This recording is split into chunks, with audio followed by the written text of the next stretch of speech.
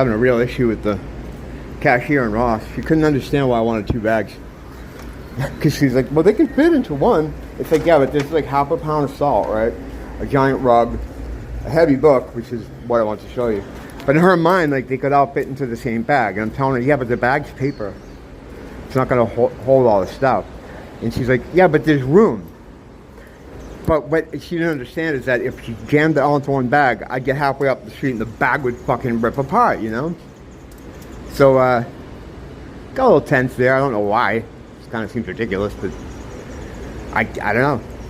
People are weird. But anyway, I want to show you this. I just got this. This is fucking great. It's just Psalms. I buy a lot of these devotionals. They're kind of cool. They're good for reference material if you don't want to, you know, if you're just looking for something specific with the Bible, you don't have to go through, don't have to go through the actual Bible. Although that's something I do anyway. But it's just good to have them all together because Psalms are the spells. Psalms are the spells, man. Proverbs is how they work. Because the Bible is a spell book. Now a lot of people, Christians, would lose their fucking minds over that. Even though I believe it to be true. Not hurting anyone. It's just a way I'm approaching investigating the Bible. And many before me have done the same thing and have come to the same conclusions, and I'm just kind of walking in their footsteps. But in normal circumstances, you keep this stuff to yourself, especially around Christians, because Christians, they love to mong on each other. That cast the first stone, he who is without sin. People use that incorrectly. It was intended originally for Christians criticizing other Christians and the way they worship. That's what that saying is for. It's been used for, you know, people who don't like fucking whatever kind of music or have done something to someone else. It's used in this really lame kind of, it's turned into a bumper sticker kind of, but it's not. It was meant for Christians accusing other Christians of not worshiping the way that they do. And this is what kept me away from using the title of Christian or proclaiming myself as a Christian, because I didn't want that. I didn't want that heat. But then as I saw time going on and it being people coming out more against it, and once they started, you start hearing things about how the FBI is trying to weaponize Christians by saying they're domestic cheese. I realized that the rubber was really starting to hit the road, so you have to come out and say what you are, you know. But yeah, I haven't had a lot of trouble from people like that. I thought I would, but again, not a lot of people know I'm here, so that helps too. If I had a wider reach, I'd probably get a lot more shit just for calling myself, a Christian occultist. People don't understand that at all. It's very simple, but they see the word occultist and they immediately think Satan. The reason you do is because that's what culture wants you to think. Because they want you to stay away from occultism. Because they don't want you to begin to understand things and then use their own shit against them. They can't have that going on, so they gotta protect it. That fucking chicken, as I'm walking with just these two, they're both about to rip. She's a young girl though, but I mean, just fucking, how dumb are you? I don't mean to get, but she's like, and there's another component to all this that I'm not even gonna get into, but whatever. But couldn't understand it. Couldn't understand why I wanted to. And now I have them into, and they're still ready to break. Because I got a big bag of salt, man. I don't know. I use a lot of salt. I got that from the Bible. Salt is for everything. It'll fix the inside of your body.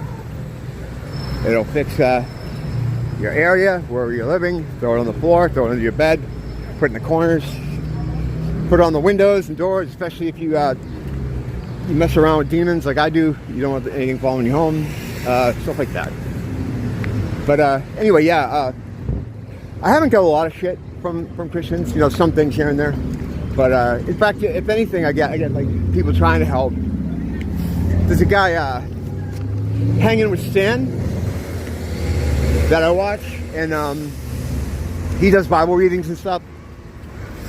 And he was like, yeah, I see what you're doing, but it's like you're trying to get there, and you know where you want to go, but you're taking the longest, bumpiest road to get there.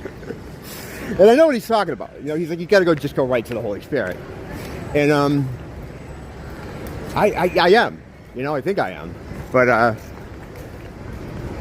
I just like to I like to know what I'm doing. You know, I like to be certain about things. And sometimes I do take these unnecessary routes that I could have just avoided. And he's 100% right. And that's one way of having someone who's a Christian come to you and say, hey brother, this, you know, just, that's totally acceptable. Telling me I'm going to hell because I don't pray the way they do, or I don't think you should worship Mary or whatever, I mean, that's a different thing. I'm always open to criticism that could help me, or people that he's much more versed in the Bible than me. He knows his shit inside and out. So when he says something, I take it seriously, you know. But there are a lot of people that I don't take seriously. And those are usually the people that want to be the most critical. The ones that know the least about it. Or they're not, you know.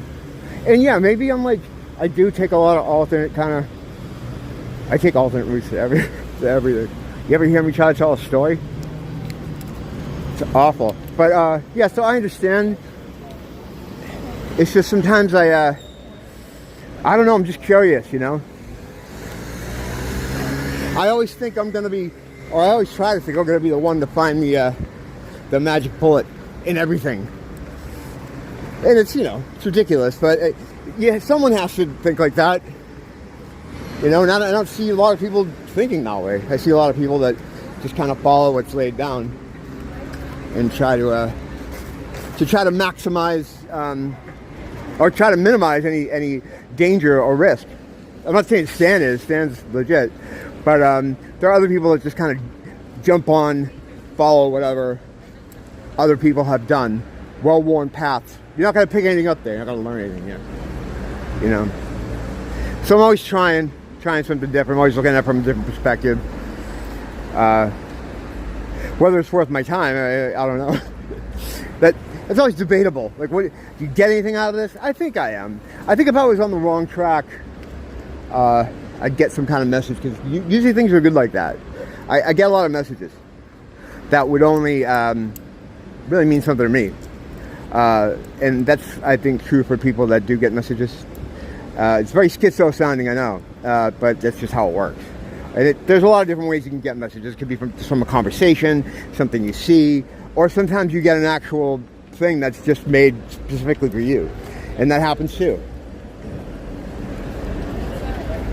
But yeah, I wouldn't go like telling anyone about that stuff.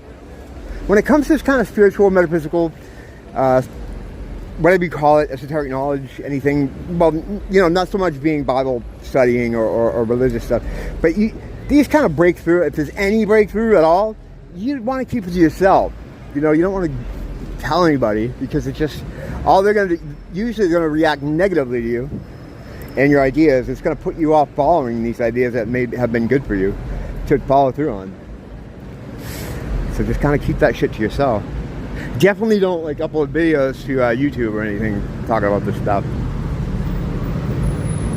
That would be fucking stupid.